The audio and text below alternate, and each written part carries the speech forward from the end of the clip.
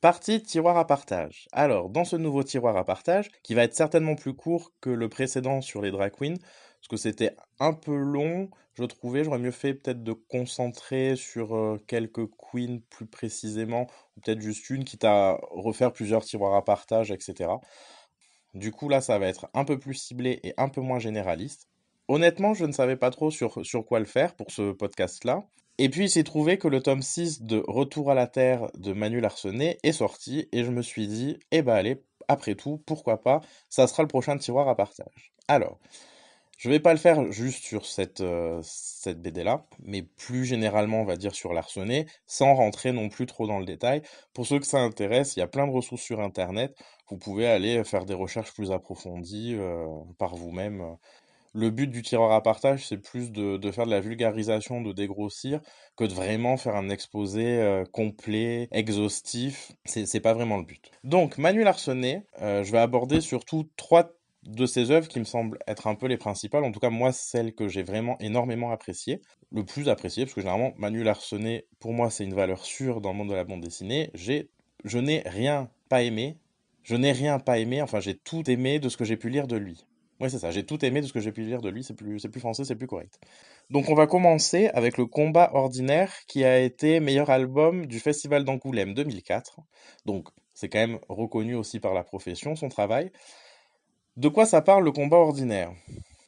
Alors en gros et en très résumé, c'est l'histoire de Marco, un jeune photographe qui va retourner dans sa petite ville d'origine, une ville portuaire si je me rappelle bien, ça fait un petit moment que je l'ai lu, et qui va se retrouver face à des parents qui ont vieilli, une vision de la vie qui chez lui a changé, qui est conditionnée par le fait que il est devenu parisien de mémoire, ou en tout cas de citadin de grande ville, dans un milieu artistique, et il va être confronté à un milieu ouvrier dur, compliqué.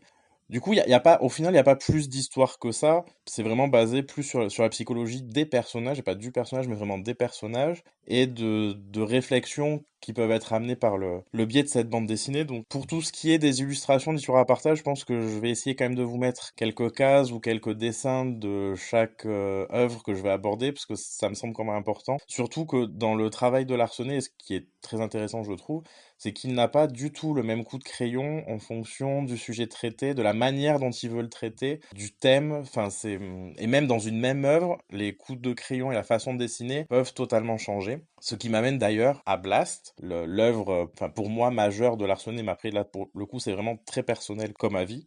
Du coup, Blast, ce qui est intéressant déjà de base, c'est l'univers graphique qui est noir et blanc. Alors, il y a quelques pages en couleur et quelques apports de couleur, mais que je vous laisserai découvrir. Alors, peut-être il y aura une case ou deux à l'écran, mais sinon, je vous laisse découvrir parce qu'il a toute sa raison d'être aussi de par la narration. Mais principalement, c'est vraiment du noir et blanc, et c'est d'ailleurs ce sur quoi il voulait travailler. Et alors, on est toujours dans un concept de psychologie du personnage assez poussé. Plus que du personnage, au fond, souvent, ça touche quand même à la nature humaine, on va dire. Ça fait un peu claquant comme ça de dire ça, mais il y a un côté quand même assez universel au travers de ces personnages dans lequel on peut toujours trouver quelque chose qui va se rattacher plus ou moins à nos vies, à nos pensées, à nos façons de voir les choses. Ça n'engage que moi, encore une fois. Et là, avec Blast, en plus, du coup, il explore quelque chose qui est plus du domaine du thriller, de l'enquête, du roman noir, quelque part aussi, mais tout en restant quand même centré sur le personnage principal. Le point de départ de cette œuvre-là, c'est le personnage principal qui va perdre son père et qui décide de tout laisser tomber, de partir, de quitter l'hôpital dans lequel il est, et qui va être toujours dans une espèce de fuite en avant, dans une recherche aussi de quoi justement c'est un peu aussi le sujet qui est traité quelque part. En tout cas, une recherche d'un absolu quelque part, ou en tout cas d'un bien-être ou d'une place où vivre, tout simplement peut-être aussi. Alors là, je vais pas vous mentir, combat ordinaire, il y a quelques petits moments, quelques petites cases un petit peu plus légères, mais c'est pas spécialement noir. Ce serait plus à la limite un peu cynique si on devait le catégoriser qu'autre chose. Blast, c'est vraiment un univers beaucoup plus noir, autour aussi du mal-être, de sentiments beaucoup plus noirs et autour de la noirceur humaine. Mais c'est vrai que je trouve que graphiquement, déjà, rien que ça, il vaut le coup. C'est une œuvre qui vraiment est une bande dessinée, et le dessiné porte bien son nom dans le sens où, mis à part la fin du tome 4, on va dire le dernier tiers du tome 4, Ce n'est pas bavard du tout, c'est-à-dire qu'il y a des pages et des pages où il n'y a pas un mot, mais juste des dessins. Donc c'est vrai que ça entraîne aussi quelque chose de particulier. C'est un univers dans lequel on rentre généralement, ou on rentre pas, après c'est personnel. Et une fois qu'on est dedans, par contre, une fois qu'on a commencé à mettre le pied devant en se disant ah tiens, mais alors on est totalement happé, voilà, on déconnecte de tout, on est dans l'œuvre, et pourtant, on peut pas dire que ce soit des dessins ultra réalistes, ou des fois il y a 40 000 détails, ou alors des lignes de texte à lire poussées, profondes, enfin, je sais pas, ça nous met dans un état un peu second et un peu indescriptible que j'ai honnêtement jamais trop retrouvé avec d'autres œuvres, que ce soit du roman classique, de la bande dessinée ou que sais-je, honnêtement. Enfin, c'est les deux exemples les plus flagrants qui me viennent en tête. Oui, c'est vrai, c'est vraiment particulier parce que la narration a une forme particulière, parce que la plume de l'auteur aussi est quand même particulière dans sa façon d'aborder les choses. Il faut savoir que Larsonnet est quelqu'un qui est bipolaire, je veux dire, c'est pas, il le cache pas, etc.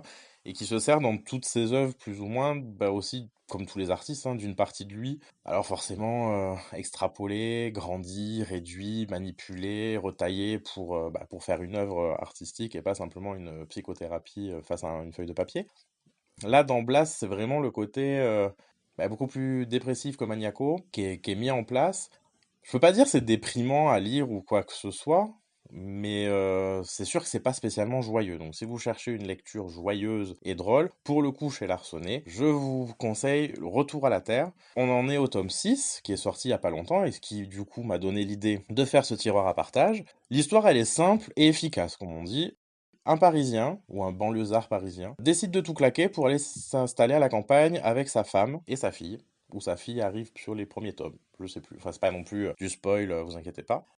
Alors là, pour le coup, par contre, il est juste au dessin et au scénario, on a Ferry, pas Jules, mais Jean-Yves, Jean-Yves Ferry, qui signe les dialogues et le scénario.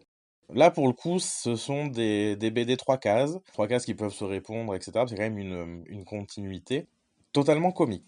Alors, quand j'ai une continuité, c'est vrai que souvent dans les strips 3 cases, comme on dit, donc les BD où c'est des bandes de 3-4 cases sur une ligne, c'est assez comment dire, un scénario, une bande.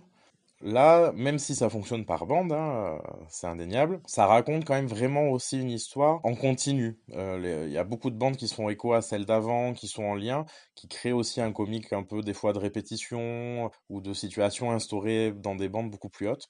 Là, le dessin est très simple, quasi enfantin, on pourrait dire, très épuré aussi. Mais c'est vrai que ça porte suffisamment le travail de Ferry, donc du scénariste, pour être efficace. Je pense qu'il n'y avait pas besoin de plus, il n'y avait pas besoin d'autre chose, fallait juste appuyer des propos et c'était la meilleure forme. Et c'est vrai que c'est vraiment très efficace ce combo-là. Donc voilà, donc avec Combat ordinaire et Retour à la Terre, on est plus dans un format de bande dessinée entre guillemets classique ou en tout cas plus habituel.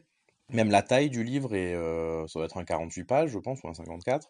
Alors, Combat ordinaire, je dirais peut-être pas c'est grand public. En tout cas, Retour à la Terre, c'est grand public. Je veux dire, même des enfants, pas des enfants en très bas âge, mais à partir d'ados, je pense peut-être même un peu avant. Je vois pas qu'est-ce qu'il y aurait de choquant dedans.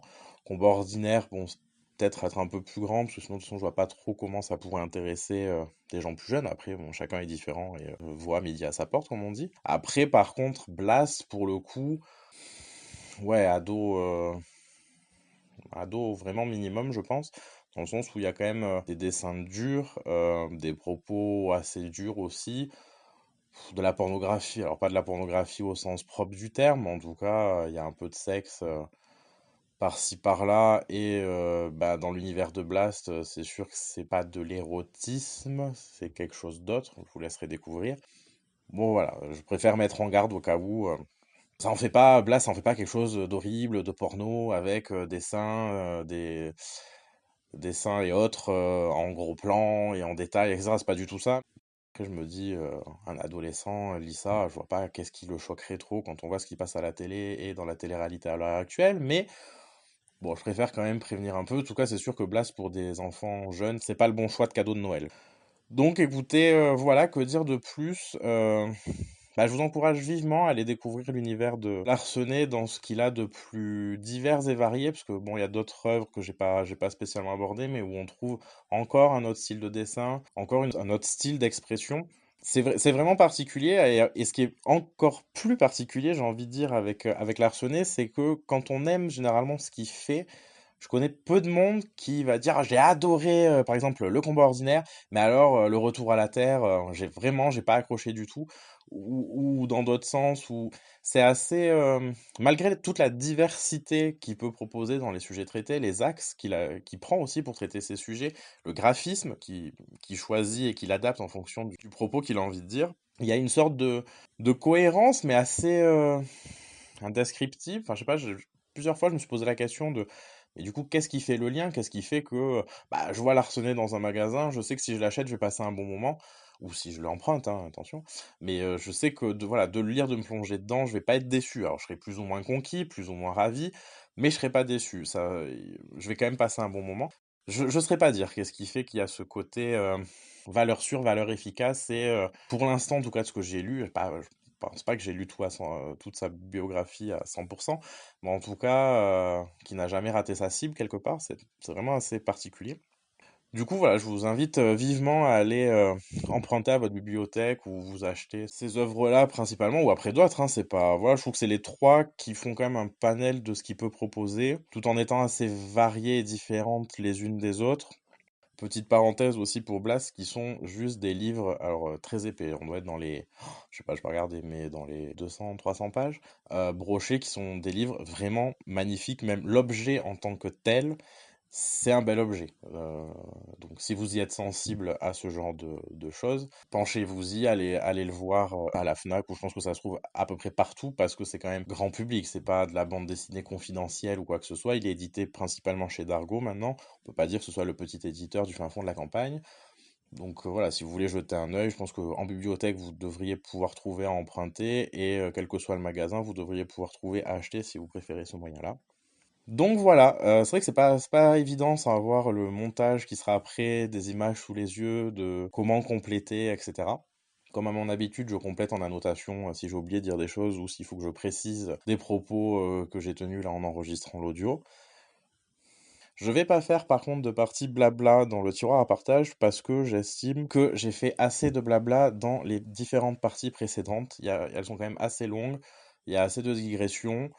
Voilà, ça fait quand même quelque chose d'assez déjà conséquent à mon sens à regarder et à écouter, suivant comment vous consommez ce podcast. Donc pas de partie blabla. Promis, la prochaine fois, partie blabla.